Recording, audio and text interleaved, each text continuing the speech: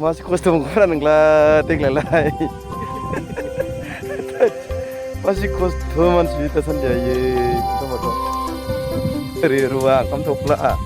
फाफ्लि मोनसे बन खस्थ' दंलै सिबाय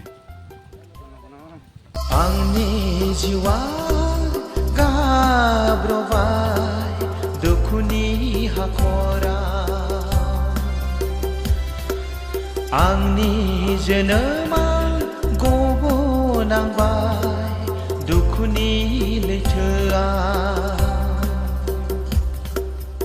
अननाय साननायखौ आं बावगारनानै सहायनांबाय आं जिउआव हाजासे दुखु दाहा आंनि जिउआ गाब्रबाय